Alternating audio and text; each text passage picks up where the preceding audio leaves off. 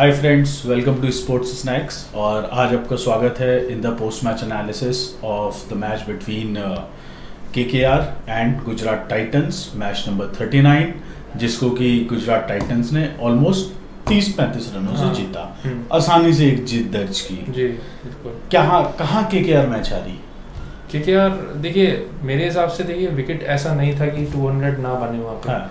और तब भी केकेआर ने रेस्ट्रिक्ट कर लिया गुजरात को कि 197 या 196 जो भी थे, मतलब 200 से कम पे रेस्ट्रिक्ट कर लिया था।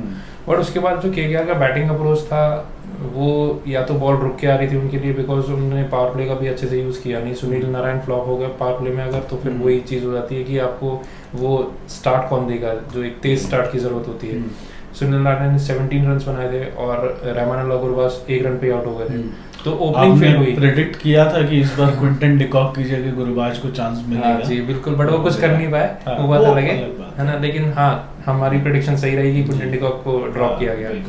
तो देखिए फिर बर्डन आ गया था मिडिल ऑर्डर पे, और मिडिल ऑर्डर में भी जैसे हमको पता है कि कंसिस्टेंसी अगर कोई बात की जाए तो अजिंक्य रहाणे के अलावा कुछ भी कंसिस्टेंसी नहीं है मिडिल ऑर्डर में।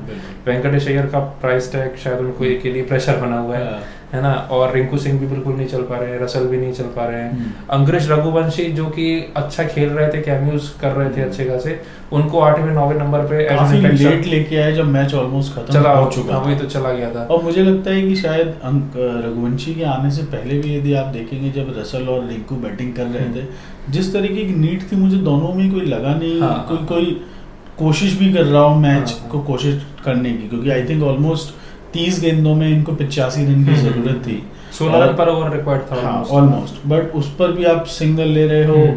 आप कोशिश ही नहीं कर रहे हो कि आप ऊंचा शॉट मारो या ग्राउंड को कवर क्रॉस करो।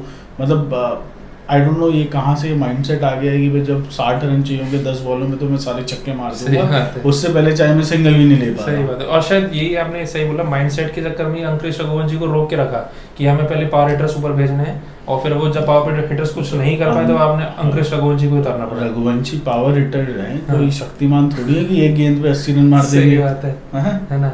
13 बॉल पे 27 रन भी वो अच्छा खासा खेल के गए थे, लेकिन वही है कि जिस पोजीशन पे वो आए थे तब तक मैच खत्म हो चुका था। उस टाइम पे आपको 13 बॉल पे 60 रन चाहिए, तो आप 27 बना के भी क्या कर लेंगे। आप इंडिविजुअली अच्छा खेल रहे हो बट टीम तो हार गई। हाँ सही बात है, वही आई थिंक वो डिसीजन काफी लेट हुआ। और मुझे ऐसा लगा कि शायद इनको थोड़ा सा पुश करना चाहिए था जब रसल और रिंकू बैटिंग कर रहे थे कि भाई अब निकलो। आपको पता है कि आप रघुवंशी को सब इन कर सकते हैं। और जबकि जब वो दोनों बैटिंग कर रहे थे, उनके पास 2 बैट्समैन और भी थे, मोइन अली भी थे बैटिंग करने के लिए, और उनके अलावा रमनदीप सिंह भी बैटिंग कर रहे थे। क्या रघुवंशी से पहले मोइन अली आए? हाँ जी, मोइन अली भी उनसे पहले है, रमनदीप भी उनसे पहले है, फिर आए रघुवंशी। तो मतलब डीप थी बैटिंग है ना। और उसके बाद भी उन लोगों ने कुछ इस तरीके से खेले ही नहीं कि आपको चेस करना है इतना बड़ा टारगेट। मतलब देखिए, रमनदीप तो चलिए ठीक है, कभी कभी ताबड़तोड़ बैटिंग की है उन्होंने, बट मोइन अली को रघुवंशी से पहले लाना तो अनोखा डिसीजन। मोइन अली हर जगह जैसे वर्ल्ड वाइड भी फ्रेंचाइजी क्रिकेट खेलते हैं, तो उन्हें एज अ फ्लोटर यूज किया जाता है। तो फ्लोटर का काम यही होता है कि आपको पहली चीज तो आपके माइंड में ये क्लियर नहीं है कि आप किस पोजीशन पे बैटिंग करेंगे। बिकॉज अगर आपको ध्यान हो तो आरआर वाले मैच में अगेंस्ट आरआर जब खेली थी, तो उस मैच में शायद मोइन अली का पहला मैच था इस साल का, उसमें उन्होंने ओपन किया था और बिल्कुल नहीं चल पाया। थे। आर्चर की बिल्कुल बॉल समझ में नहीं आ रही थी, उन्हें सारी कान के पास से सीटी बजाती गई। सही बात है।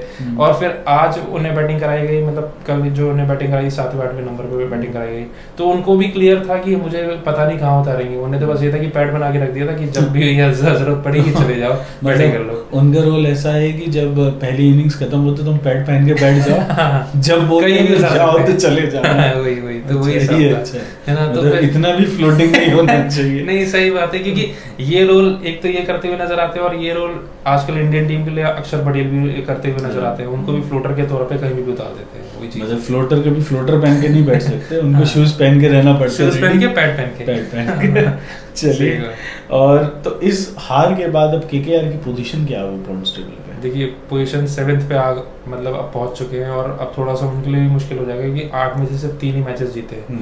अब उनके बाकी के 6 मैचेस बचे हैं, जिसमें कि उन्हें 5 मैचेस में एटलीस्ट जीत दर्ज करनी पड़ेगी अगर टॉप 4 में अपने आप को देखना चाहते हैं। बिकॉज और जैसे कि हमने लास्ट वीडियो में बात किया था कि ऑल्टरनेटिव विंस का सिलसिला भी खत्म हो गया। हाँ, मतलब मैं तो इस बार आपके प्रेडिक्शन पे चल रहा था कि भाई ऑल्टरनेट विन कर रहे हैं तो इस बार जीतने की बात तो वो भी अब खत्म हो गया। तो अब यहाँ से ऑल्टरनेटिव विंस का उन पे अब स्कोप भी नहीं बचा, अब उन्हें जीतने ही पड़ेंगे। 6 में से एटलीस्ट 5 मैचेस उन्हें जीतने पड़ेंगे। तो देखिए बैटिंग जो है उनकी डीप तो है, लेकिन वो ये क्लिक नहीं कर रही है ना। जैसे वेंकटेश अय्यर का हमने नाम लिया, रिंकू सिंह का हमने नाम लिया, ये बिल्कुल भी क्लिक नहीं कर रहे। रसल सेम रसल के साथ है ना। अब यही अगर ये 3 बड़े बैट्समैन अगर आपके क्लिक नहीं करेंगे, ऊपर से भी सुनील नारायण आपको हर मैच में रन मारते हुए नहीं दिखेंगे। हिट एंड मिस का गेम जितनी देर खेलते हैं उतनी देर फास्ट चलाते हैं, बट लंबा गेम उनसे एक्सपेक्ट करना आई थिंक गेम नहीं है। हाँ, तो आपको अगर देखा जाए तो टीम में अगर स्टेबिलिटी है, एक सिर्फ अजिंक्य रहाणे के अलावा कोई ऐसा बैट्समैन है ही नहीं जो आपको स्टेबिलिटी दे सके। कल मैंने एक और चीज नोट की, जीटी की बॉलिंग में काफी अच्छी प्लानिंग करके आए थे। इनफैक्ट सुनील नारायण ने हालांकि कुछ बाउंड्रीज लगाई, बट जिस तरीके से उनके लिए अंदर आती हुई गेंद बॉडी लाइन पे जो आ रही थी, वो थोड़ा परेशान हो जाते हैं उससे। वो विकेट छोड़ के कोशिश करते हैं खेलने की, बट वो विचलित तो हो जाते हैं। नहीं, आप सही बोला आपने, बॉडी लाइन बॉल्स खेलने में उन्हें काफी प्रॉब्लम्स होती हैं। वो बॉडी लाइन उन्हें पसंद भी नहीं है कि बॉडी पे, इसलिए वो बाउंसर्स वगैरह भी होते हैं, वो थोड़ा सा रूम बना के ऑफ के ऊपर से निकालने की कोशिश करते हैं, मतलब थर्ड मैन पे से निकालेंगे, पॉइंट पे से निकालेंगे, वो चीज है उनकी। एक होता है जैसे क्विक रिएक्शन टाइम, तो यदि उनका आप देखेंगे तो उनका रिएक्शन हाथों की साइड तो बहुत अच्छा है। यदि ऑफ या ऑफ के बाहर हो तो वो कितनी भी तेज बॉल हो, कहीं भी टिप्पा खाई हो, वो बड़ी जल्दी जज करके चला देते हैं। बट वहीं यदि बॉडी पे हो तो पूरा शरीर हिलाने में उनको समय लग जाता है। सही बात है, भाई अब क्या करना है। सही बात है, वो क्विक रिएक्शन नहीं आता। Exactly. वो चीज हो जाती है बॉडी लाइन। जी। तो खैर, तो मुझे ऐसा लगता है कि अब जीटी तो अपनी पोजीशन स्ट्रॉन्ग कर रही है आईपीएल में, और केकेआर भी 7th पर है। हालांकि पिछला मैच हारने से पहले भी 7th पर ही थी, बट उसके लिए आप धन्यवाद दे सकते हैं एसआरएच या सीएसके और बाकी टीमों को जो उनसे बना के हाँ, मतलब जैसे 7th के बाद 8 नंबर पे आरआर है, फिर एसआरएच है, फिर सीएसके है, तो वो अपना बना के बैठे हुए कि हमने तो यहीं बैठना है, यहीं रहना है। उसके ऊपर देख लो जिसको जो जाना है। फेयर प्ले अवार्ड हम जीतेंगे, वो तो सीएसके ले जाएगी, आईपीएल तुम ले लो। वही हिसाब चल रहा है। तो इस बार लग रहा है लड़ाई फेयर प्ले की है। सीएसके के लिए तो है, वो तो उसी में जाएंगे। और जैसे हम लोग जीटी की बात करें तो जीटी का भी अब देखिए ये बोल सकते हैं हम लोग कि लगभग 1 पाव उनका प्लेऑफ में पहुंच चुका है। बिल्कुल, है ना, क्योंकि 6 मैचेस जीत चुके हैं 8 में से, अब उन्हें 2 ही मैचेस जीतने। कल मुझे लगा कि शायद केकेआर का मैच जीटी के सिर्फ टॉप 3 बैट्समैन से ही था। हाँ, हमने बात भी करी है, कई वीडियोस में हमने बात करी है कि जीटी की सबसे बड़ी स्ट्रेंथ यही है उनके टॉप 3। अगर उनके टॉप 3 को अगर आप जल्दी अगर पावर प्ले के अंदर निपटा दे तो उस टीम में कुछ भी नहीं है।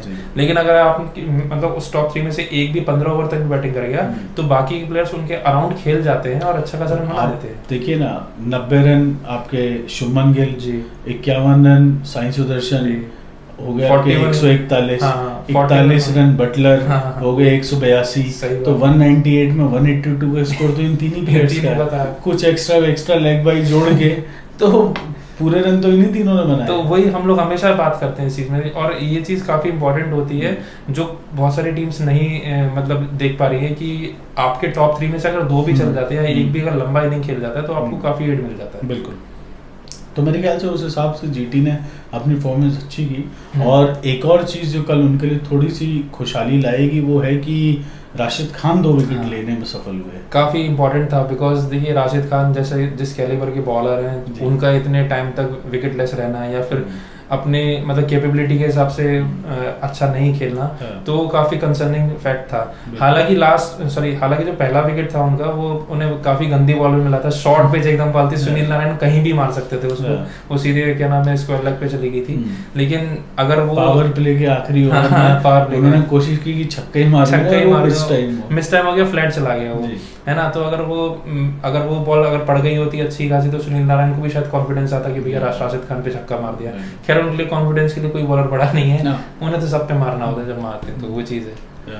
जॉस बटलर के बारे में क्या कहेंगे? पिछले लास्ट इनिंग में भी 90 रन, इस बार इनिंग में भी almost half century, not out रहे पूरा खेल के 2 मैच से वो अभी तक उनका विकेट ही नहीं गिरा, गुजरात के मतलब दिल्ली वाले मैच में भी नहीं। तो मतलब जॉस बटलर जो आरआर तक अपनी लीगेसी लेके आए थे उसको कंटिन्यू कर रहे हैं। बिल्कुल, उन्हें कोई फर्क नहीं पड़ रहा जब उनसे ओपन नहीं करवाया गया इस साल, क्योंकि हम सभी का ये मानना था कि ओपन वही करने चाहिए थे, लेकिन उन्हें कोई फर्क नहीं पड़ रहा जिस तरीके से खेल रहे हैं। मेरे ख्याल से उन्हें लगता है कि देखिए, जो मुझे भी लगता है कि T20 में आप सेकंड डाउन तक आप बराबर ही खेल रहे हो, ठीक है। पावर प्ले का सिर्फ एक एडेड एडवांटेज आपको मिलता है कि भाई आपको टॉप 6 ओवर्स मिल जाते हैं, बट अदरवाइज आप देखोगे तो 20 ओवर के मैच में जो 4 खिलाड़ी हैं उनका काम ही है उनको ताबड़तोड़ रन बनाना है। सही बात है। और यदि वो 4 नहीं बना पाए तो बाकी फिर नहीं कर सकते। हाँ, सही बात है। जब तक आपको स्टार्ट अच्छा ना मिले वो बाकी के 4 का बहुत ज्यादा रोल रहता नहीं। और फिर वही है, वो once in a blue moon वाली बात हो जाती है। किसी एक दिन आपका कोई ऐसा प्लेयर निकल के आ गया 5वें नंबर से 60 रन मार गया, लेकिन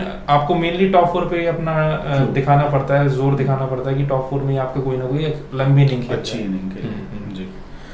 तो इसके बाद अब क्या लगता है आपको आगे की पारी केकेआर के लिए कितनी मुश्किल होने वाली है? केकेआर के लिए मुश्किलें काफ़ी होने वाली हैं, बिकॉज देखिए हमने जैसे अभी डिस्कस किया कि बैटिंग उनकी क्लिक नहीं कर रही है और मेनली मिडिल ऑर्डर उनका बिल्कुल क्लिक नहीं कर रहा है। तो ये देखिए मिडिल ऑर्डर में कुछ प्लेयर्स को स्टेप अप करना पड़ेगा। आंद्रे रसल की फॉर्म बहुत इंपॉर्टेंट है, रिंकू की भी बहुत इंपॉर्टेंट फॉर्म है, वेंकटेश अय्यर की भी बनती है।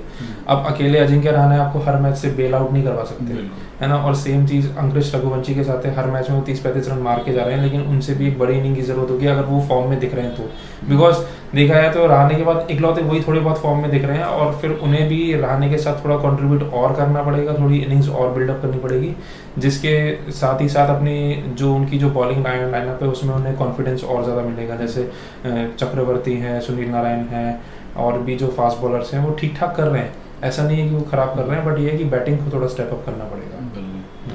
तो दोस्तों, करबो लोड़बो जीतबो रे, इस स्ट्रगल को अभी केकेआर पूरी तरह भुना नहीं पा रहा है। ना करबो है ना लड़बो है तो जीतबो रे कहाँ से होगा? सही बात है। तो खैर, इसी के साथ देखते रहिए हमारा podcast for the post match analysis on sports Snacks. और जो हमारे दोस्त फैंटेसी गेम्स खेलते हैं वो हमारी टेलीग्राम ऐप पर हम लोग अपनी टीम अपडेट करते हैं, वहाँ से गाइडेंस लेके अपनी टीम बना सकते हैं और बड़े अमाउंट जीत सकते हैं। स्पोर्ट्स स्नैक्स देखने के लिए थैंक यू। हमारे चैनल को लाइक करें, शेयर करें और सब्सक्राइब करें। Thanks a lot.